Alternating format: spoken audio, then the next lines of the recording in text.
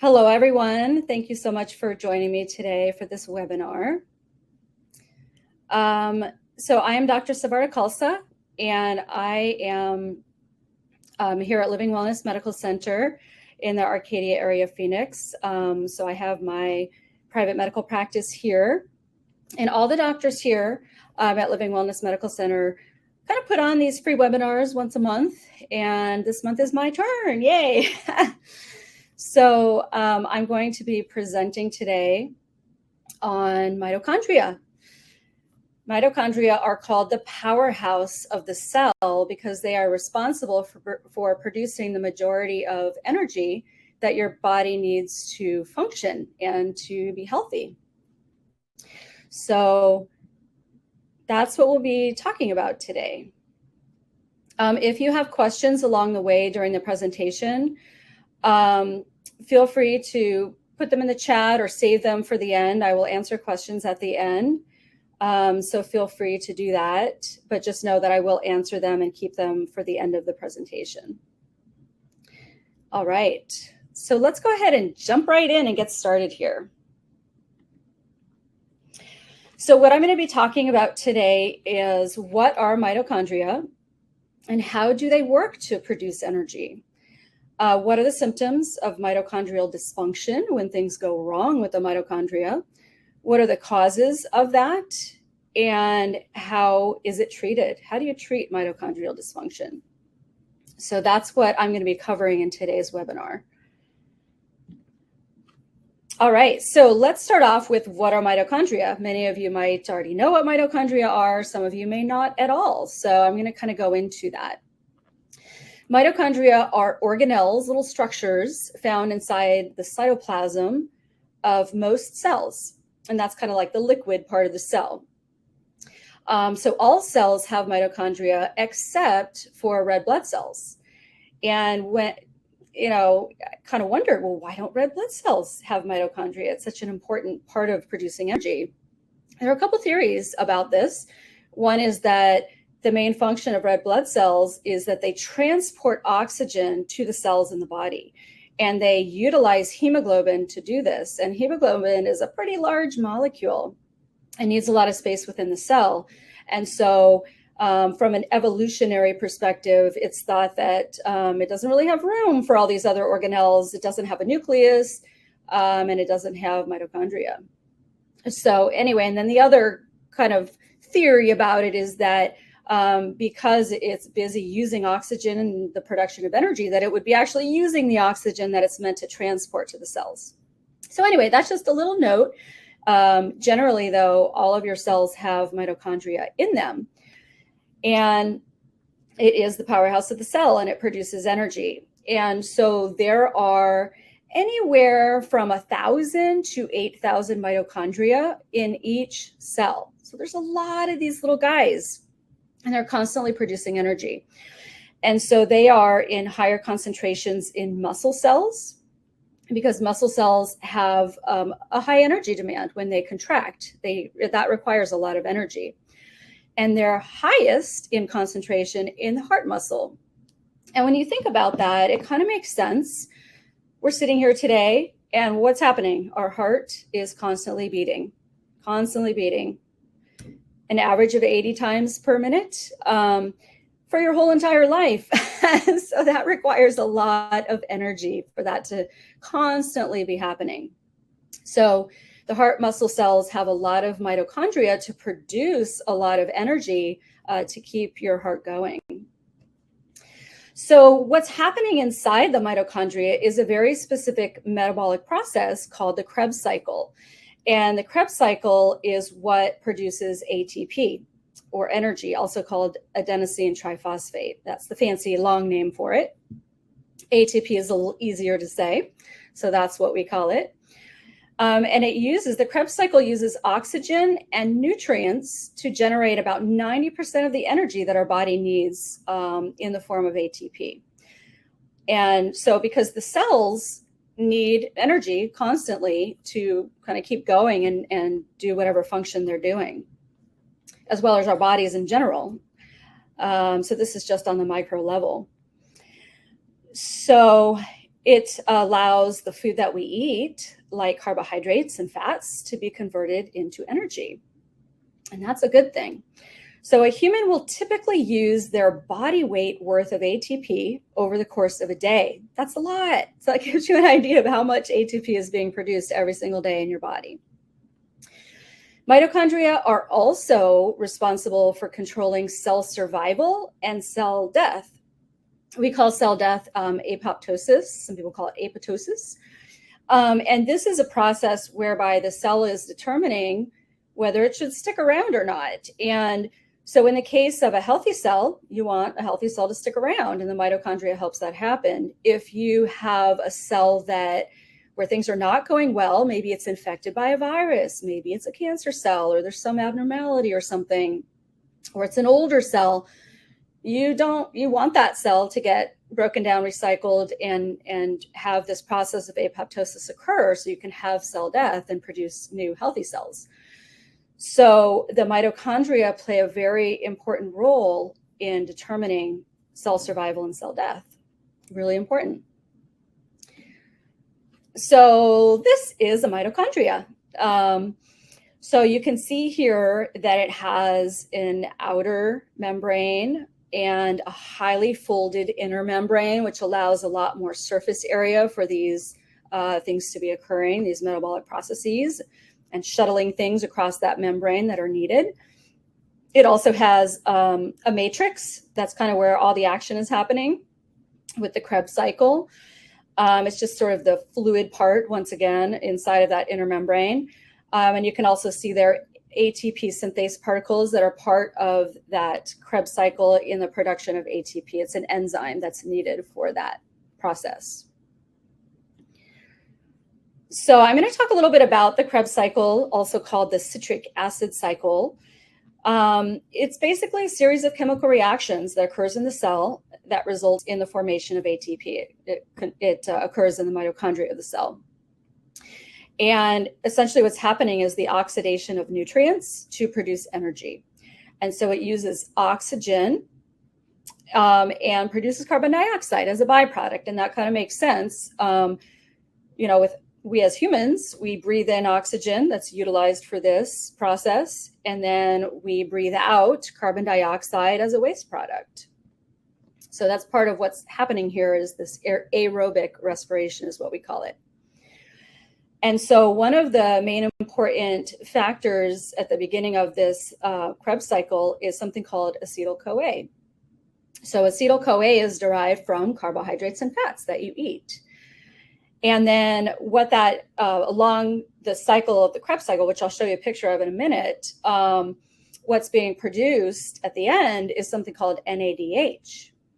And in that process, some ATP is produced, and then that NADH gets shuttled to the oxidative phosphorylation pathway. Don't worry, there's not going to be an exam at the end of this. You don't have to remember all these little details, but just to give you an idea, it is shuttled to the oxidative phosphorylation pathway, and that's where the majority of the ATP is produced. And so it's this whole process that occurs, and a total of about 36 ATP molecules are produced per cycle. And it's a continuous recycling of substrates and enzymes to produce this energy.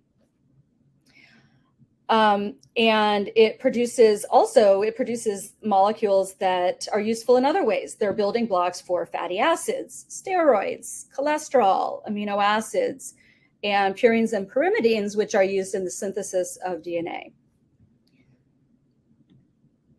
So here's a picture of the Kreb cycle, citric acid cycle. And my purpose of showing this to you is just so you can get a visual of kind of what's happening. And also you can kind of see how complex this metabolic process is and how many different factors, cofactors are needed to kind of drive this pathway. And so you can see kind of at the top there, pyruvate gets converted into acetyl-CoA. Acetyl-CoA goes through around that circle there, citrate, isocitrate, succinyl-CoA, succinate, fumarate, malate, etc. And along the way, if you see those little blue arrows, NAD is being converted into NADH, and then goes on to the electron, to the next phase where it produces, further produces ATP. So as I mentioned, there are a lot of different cofactors and things that are needed to ensure that this pathway is functioning properly, and it has all of the different things that it needs. Okay. So what are the symptoms that occur when you have mitochondrial dysfunction? Fatigue is probably the #1 symptom. Let me just say that if you do have fatigue, that does not necessarily mean that you have mitochondrial dysfunction, though it should be included as a consideration and on your sort of list of differential diagnoses. There are lots of other things that can cause fatigue, and I usually, in my approach, rule out kind of the more common things. So thyroid dysfunction, adrenal fatigue, anemia, those are the big ones. And then, let's say we've explored all those areas, they look good, or we've supported those areas for months and months, and, still, my patient's having sort of unexplained fatigue, then this is an area that I might think about exploring, whether it's with testing and or treatment. And so fatigue is the #1 most common symptom. You can also have muscle weakness. Exercise intolerance is a big one as well. And mitochondrial dysfunction affects the cells in the brain, the nerves, muscles, kidneys, heart, liver, eyes, ears, and pancreas. So you can see the widespread effect in terms of symptoms and issues and problems, health problems, that this can create when you have mitochondrial dysfunction. It's very widespread. And that's, maybe a little bit why it's a little bit hard to pinpoint, if somebody has a lot of just sort of vague symptoms in all these areas, this is something you might think of as an underlying sort of universal issue that might be related to all those problems. So, and the type of cells that are most affected are the heart, brain, and the muscles, because these are the types of cells and tissues that require the most energy. Mitochondrial dysfunction is also implicated in cases of chronic fatigue syndrome and fibromyalgia. And so this will often be a consideration in terms of treatment for patients that have this. These are pretty difficult to treat conditions. And there definitely can be different reasons why people have these conditions, chronic fatigue syndrome and fibromyalgia, lots of different reasons, but certainly mitochondrial dysfunction is a common one. And in serious cases of mitochondrial dysfunction, people can experience really severe symptoms like heart failure or rhythm disturbances, dementia, movement disorders, stroke-like episodes, deafness, blindness, droopy eyelids, limited mobility of the eyes, vomiting, and seizures. And like I said, this is typically, you'll see this in really severe cases, which are genetically based, not that something happened in a person's life to damage their mitochondria. It's like, this is when there's actually a genetic issue. And as you can see, it can be really severe. Usually this will show up, really early in life if you do have an issue with, that's genetically linked. So what are the causes of mitochondrial damage? Environmental factors, certainly. So things like toxins, certain pharmaceutical drugs, occupational chemicals, cigarette smoke. Smoking definitely is on the list of things that are very damaging to your body in general. So if you are a smoker, I really, really encourage you to quit smoking, or if you have a loved one that does, it just really wreaks havoc on your health in so many ways. Infections can damage the mitochondria as well, viral infections, including COVID-19. I think this is most likely one of the things that may cause long COVID for some people, maybe not everybody, and it's probably multifactorial. It's, pretty complex. But I have found treating, using specific treatments, which I'll talk about in a little while, using specific treatments to help support mitochondrial function does typically help people recover from long COVID. And long COVID, of course, is just having symptoms that last beyond that acute phase of illness when you first have the virus. And it's not terribly uncommon, unfortunately. This can also help. There can also be damage post-COVID-19 vaccine. And I've had patients that have had symptoms after getting the vaccine, and similar approach. Part of what could be happening once again is damage to the mitochondria, maybe probably related to the spike proteins that are, from the virus as well as the vaccine. So also acute and chronic inflammatory diseases can cause, they cause an exaggerated generation of oxygen-based reactive species. We call these free radicals. Maybe you've heard that term before. And these free radicals cause damage to the mitochondria and the cells in general. Also, excessive stress. We all know, I think, the widespread negative effect that stress has on us. In fact, I did a webinar on this a few months ago. Feel free to visit our website. You can watch that webinar if you are interested, and in case you missed it, talking about kind of the physical effects of stress and how to mitigate that, what you can do about it. But yes, stress can definitely damage your mitochondria. Poor diet and nutrient deficiencies definitely can be a factor. Sedentary lifestyle is a big one. Exercise is one of the best things actually to help support mitochondria and produce new mitochondria. They've done a lot of studies around that. And then just naturally, mitochondrial function and numbers decline with age. And so this leads to a variety of age-related diseases. It's just part of the aging process. However, there are things that you can do to help support your mitochondria and support producing new ones as you age. So it's kind of protective. Genetic, as I mentioned, this can be a genetic issue as well. It's estimated that about 1 in 4,000 people have the inherited chronic illness called mito. I have actually never seen it in my practice. I've certainly had patients that have mitochondrial dysfunction and that I've treated, but not specifically the genetic form of it. So I'm going to talk about each one of these causes in a little more detail. So toxins, so things like pesticides. The best thing really is to try to avoid, try to limit your exposure to pesticides. And the best way to do this is by choosing organic foods as much as you possibly can. One of the things that I typically recommend for my patients in terms of guiding them with produce, with fruits and vegetables, and kind of prioritizing which ones really should be eaten organic and which ones you could kind of maybe slide on and not eat organic, is the Dirty Dozen versus the Clean 15. You can just Google this phrase, it'll come right up. And I think they typically update it every year, but it's pretty steady list. And so the Dirty Dozen, of course, are the fruits and vegetables that are highest in pesticides, and you really should eat those organic. Strawberries, for example, fruits, typically thin-skinned fruits and vegetables. And then the Clean 15 are the ones that don't have as much of the pesticides.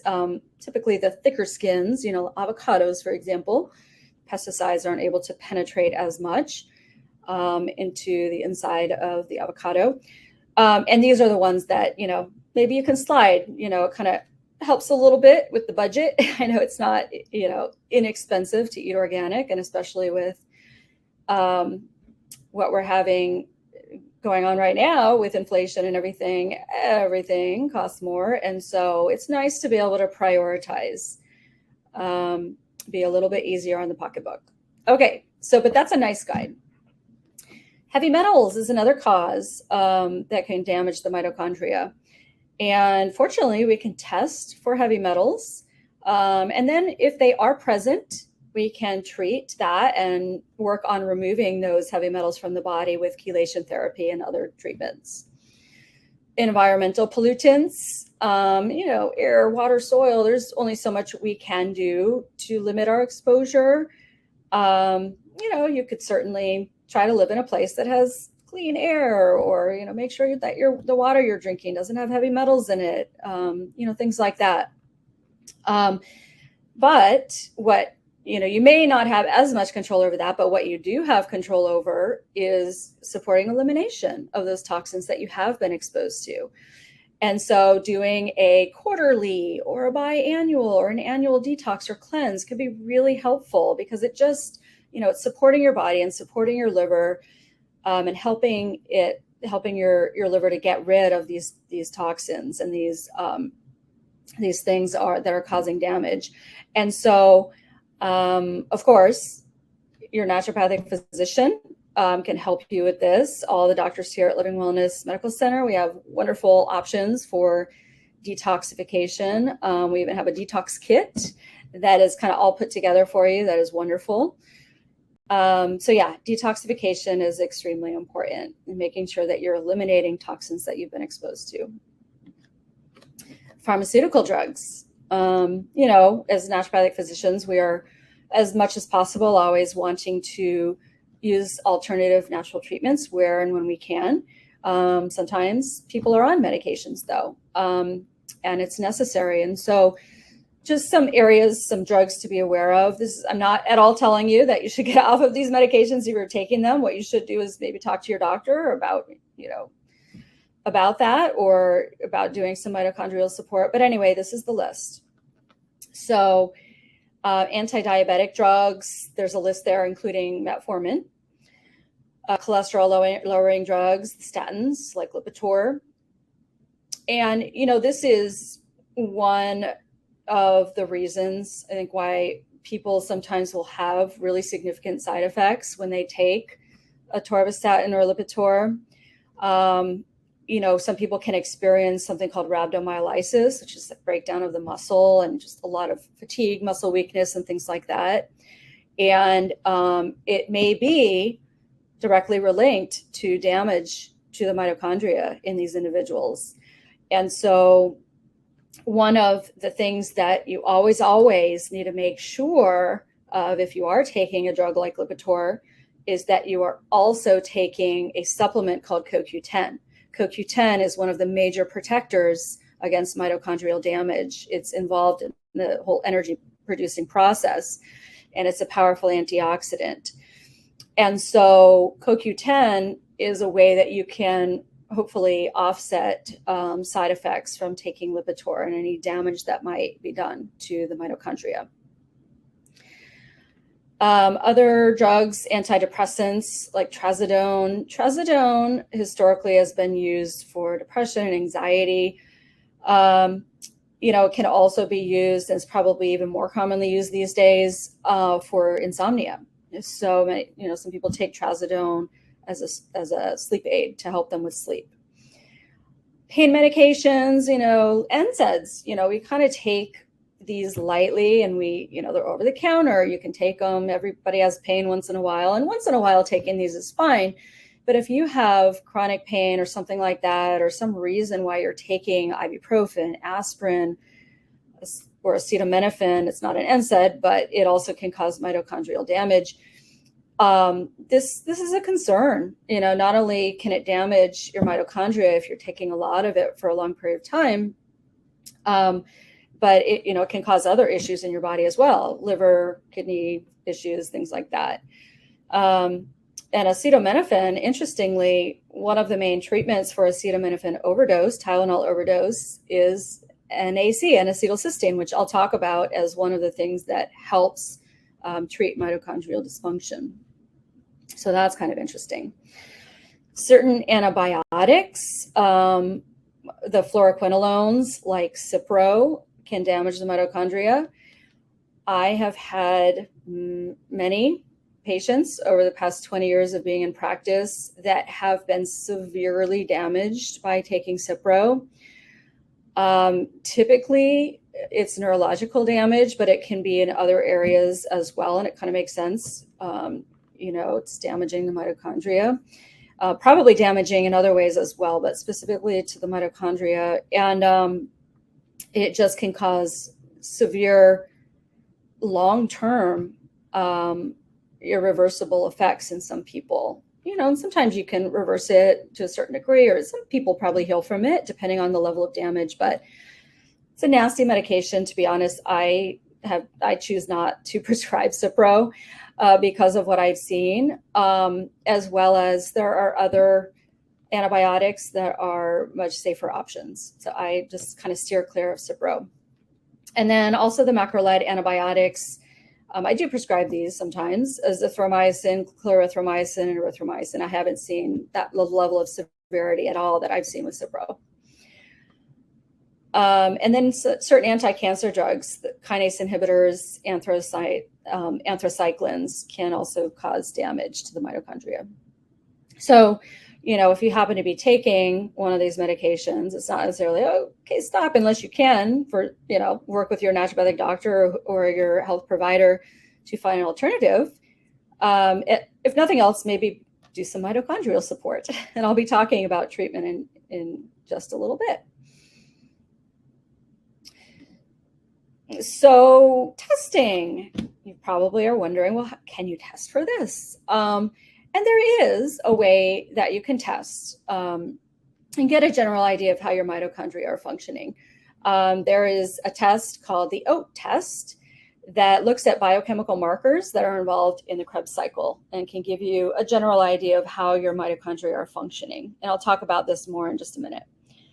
Also, muscle biopsies, typically, once again, in cases where it's suspected and probably genetic and severe symptoms and things like that. Obviously, that's an invasive way to test for something. So generally, I don't do that or recommend that unless it's really necessary. That would be more like in the conventional, medical setting. And then, of course, genetic diagnostic testing. If you're suspecting there might be a genetic source for the mitochondrial dysfunction. So let's talk about the OAT test a little bit. This is called the organic acid test. That's what OAT stands for, organic acid test. And it essentially evaluates the metabolites in that Krebs cycle with the production of ATP. And it's a pretty comprehensive test, actually. It's not just testing mitochondrial function. It also looks at digestion, assimilation, metabolism, tests some neurotransmitter metabolites, things like that. I think it also looks at yeast and overgrowth of bacteria, and it's a super comprehensive test. But one of the things that it includes is evaluating mitochondrial dysfunction. And it is a urine test. And we do offer this test at our office here at Living Wellness Medical Center. So you could, if you're interested, ask your doctor about this test. On the right side of the screen, you can sort of see, I just put up like a little sample of what that portion of the test looks like. And it's basically looking at Krebs cycle metabolites, amino acid metabolites related to the mitochondria, sort of mitochondrial markers. So treatments, what can you do about this? How can you heal your mitochondria? And thank God you can. Thank goodness you can.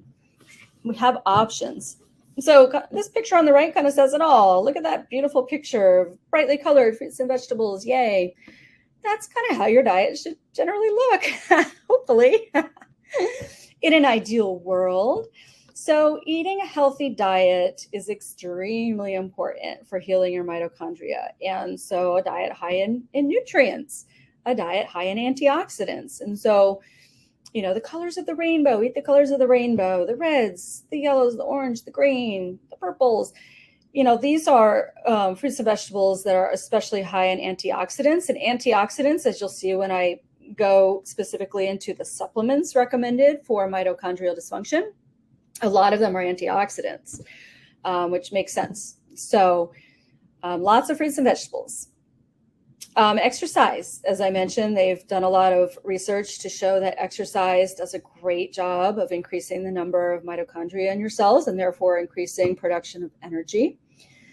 Intermittent fasting can be helpful. And fasting in general, I think for most people, intermittent fasting is a nice way to get all the benefits of fasting without having to actually fast and eat no food for, an extended period of time.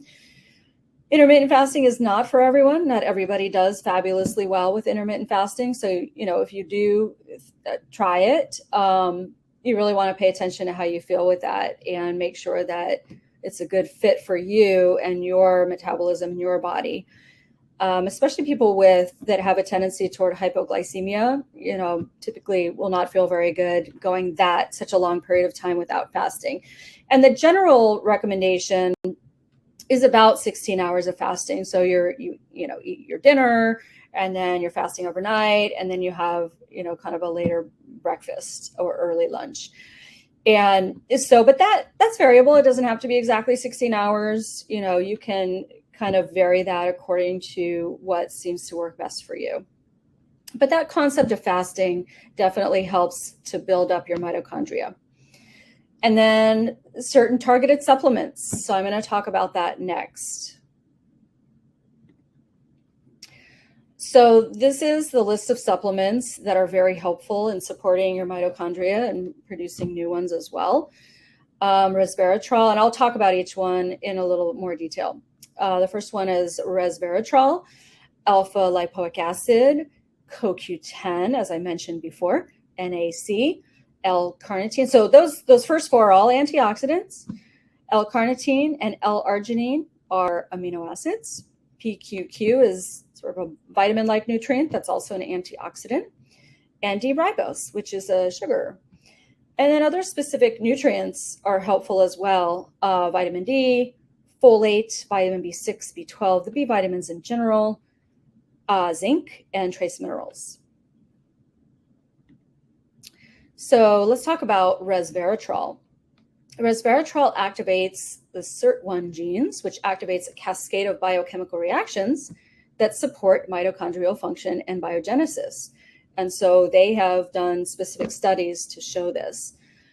It protects against cardiovascular and neurodegenerative diseases.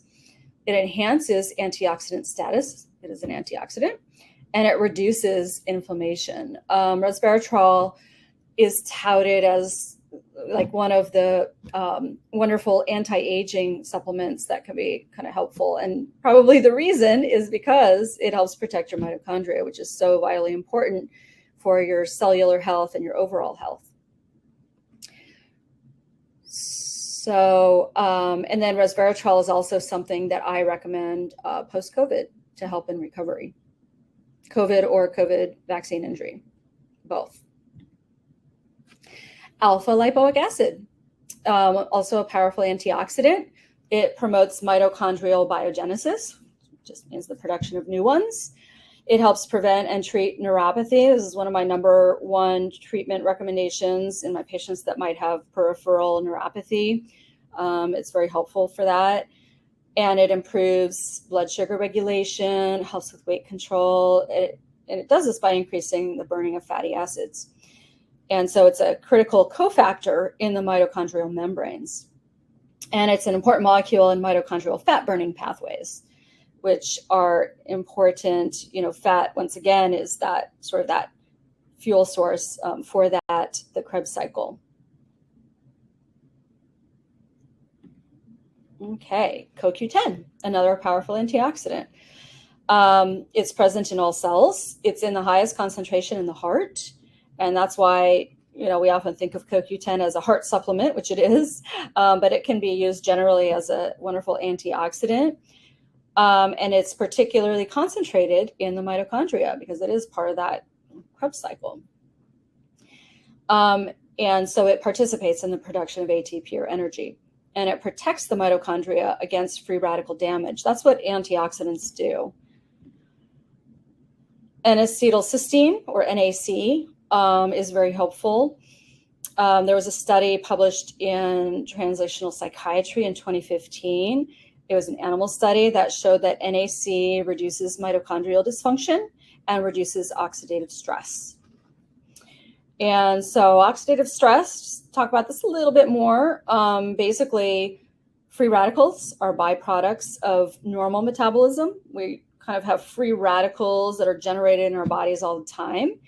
But then we're also exposed from the outside stressors, environmental toxins, all the stuff we talked about. And what's happening is that these free radicals are unstable molecules that steal electrons from other molecules, which causes cell damage. And so what we want to do is neutralize those free radicals. And so antioxidants donate electrons that those free radicals need to the free radicals and that promotes cellular health. And so NAC provides the building block, which is cysteine, as well for the production of glutathione. And glutathione is the most powerful antioxidant in the body, and it's constantly being used and regenerated in the body. And so NAC is a precursor, a building block to glutathione. And so I probably recommend NAC more than I do glutathione, though they've come a long way in terms of coming up with really great options for glutathione. Historically, it was thought to not be that well absorbed, but they've come up with some really great liposomal forms of glutathione that are very well absorbed. So I recommend both NAC and glutathione, depending on the situation, sometimes separately, sometimes together in combination. NAC, by the way, also is really great to support your lungs. It helps thin mucus, so it's great, if you have an infection, a respiratory or upper respiratory infection. I recommend it a lot in that situation, definitely with COVID and post-COVID. L-carnitine. L-carnitine is a fatty acid transporter that's directly involved in the transport of fatty acids into the mitochondrial matrix, where all the good stuff is happening, all the energy production. So it's really important in that shuttling process. L-carnitine deficiency is associated with reduced mitochondrial function. Also, it helps to increase insulin, or decrease, I should say, insulin resistance and coronary artery disease. And supplementation can help reverse the age-related decline in cellular glutathione levels and also improve mitochondrial activity. And it helps treat neuropathy and heart palpitations. I've used it in a treatment of both of these things with success. L-arginine. This is an amino acid as well that is a precursor of nitric oxide, or NO. And this NO has a protective effect on the mitochondria. And it is also a very powerful vasodilator. So it relaxes the arteries and has the effect of decreasing blood pressure. It can be used as a treatment for high blood pressure. It also enhances vascular health, improves blood flow, and boosts sexual function because it increases blood flow to the sexual organs. So it can be helpful for things like erectile dysfunction. Caution should be used in people that have herpes simplex virus infections, cold sores, or genital herpes. And the reason is because high levels of L-arginine can leave you more vulnerable to more frequent outbreaks of herpes infections. So either maybe choose a different option, or if you do choose to take L-arginine, you always want to balance it with L-lysine, which is an amino acid that actually helps prevent the outbreak of herpes. And so it decreases frequency, and you can also use it to treat acute infections as well. So acute or prevention, L-lysine is great for that. So you can, maybe balance out the L-arginine with taking some L-lysine as well, but just something to be aware of. PQQ. This is a vitamin-like nutrient that protects mitochondria from free radical damage and also helps to produce new mitochondria. And it's an antioxidant, and it's often included, not always, but often included in mitochondrial support supplements. D-ribose. This is a sugar, comes in a powder typically, which is kind of nice to take because it's a little sweetness to it. It's not going to boost up your blood sugar necessarily significantly, but it tastes good, and it's a powder, easy to take. It plays an important role in the production of ATP. It supports heart and skeletal muscle function. I use D-ribose a lot as a treatment recommendation for my patients, especially that have fibromyalgia or chronic fatigue syndrome. But it also can be used generally healthy people too, it helps improve diminished exercise capacity, which often, people that have those conditions have, but also it can be used in athletes that just want to increase their exercise capacity. It's beneficial in that way. You're producing more energy. It's also a component of DNA and RNA. So those are the different targeted supplements. So in conclusion, mitochondrial health directly affects your cellular and your overall health. And so your cells need that energy to function properly and be healthy. And then, of course, the overall energy that you feel from day to day can also be related to mitochondrial function, how well they're functioning. So, of course, you want to find the source if you can, find the source of damage. If there is something specific going on, you want to remove that cause and that source of anything that might be causing damage to your mitochondria. Fortunately, we can treat this with diet, lifestyle, targeted supplements, and help to heal your mitochondria, help you feel better again. And so talk to your doctor about the status of your mitochondrial health if you think that this might be an issue for you. All right. And of course, if you don't have a naturopathic doctor or a health practitioner that can help you kind of explore this, feel free to schedule an appointment with me. Dr. Khalsa, once again, and I do offer a free 10-minute kind of meet and greet phone appointment where you can share with me what you're wanting help with and kind of discuss and make sure it's a good fit. And all of the doctors here at Living Wellness Medical Center offer these free 10-minute consultations. So with that, thank you very much. It's been a real pleasure to present this information to you today, and hopefully you learned something. And I will see you at the next webinar. So at this point, I would like to open it up to questions. If anybody has any questions, feel free to put them in the chat. I have the chat open here. Okay. So Sally's asking, vitamin C is also an antioxidant. Do you have ideas of a source that is not corn-based, like much ascorbic acid? Yeah.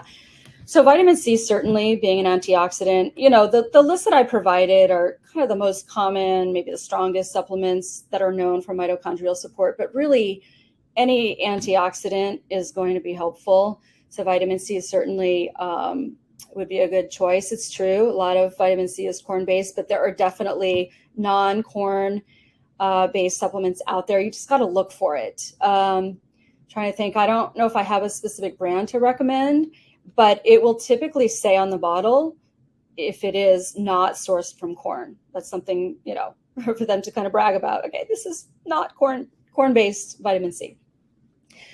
So hopefully that is helpful. And then, of course, any vitamin C that you can get from your diet is helpful. Thank you, Sandra.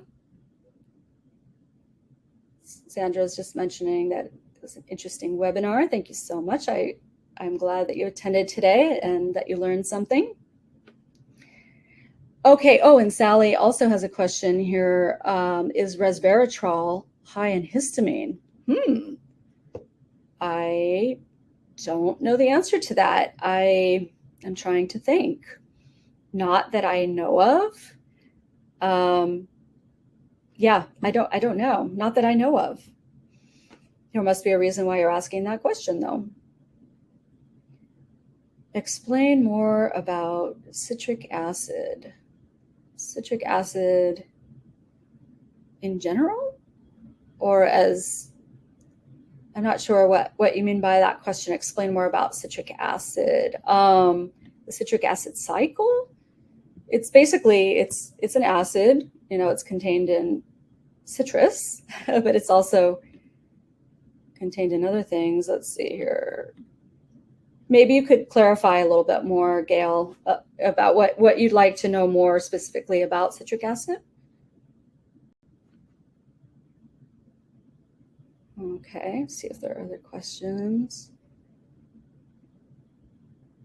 Oh, as the Krebs cycle, as to the Krebs cycle. Well, it's just called the citric acid cycle. Let's see here. Let me actually get back to that slide.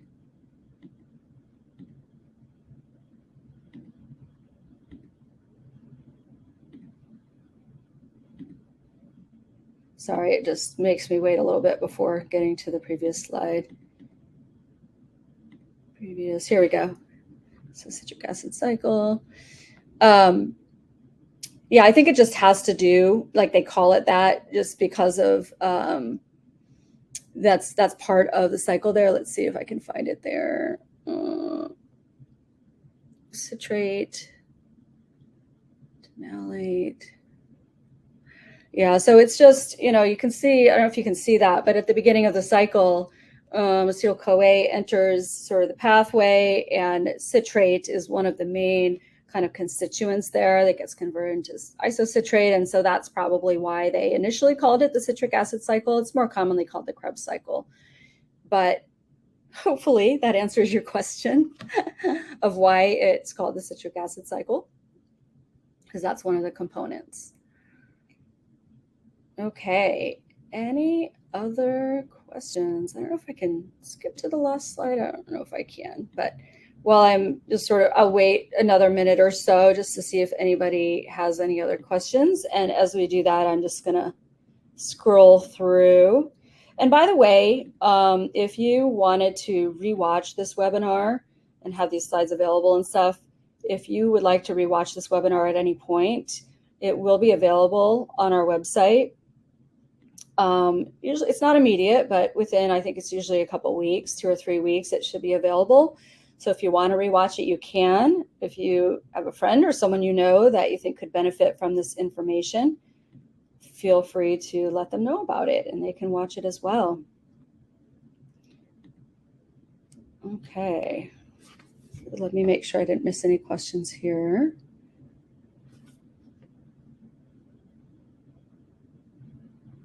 Okay. I think that's it for questions. If you think of anything else later, feel free to reach out. This is my website here, or give us a call if you have specific questions. I would be happy to answer them.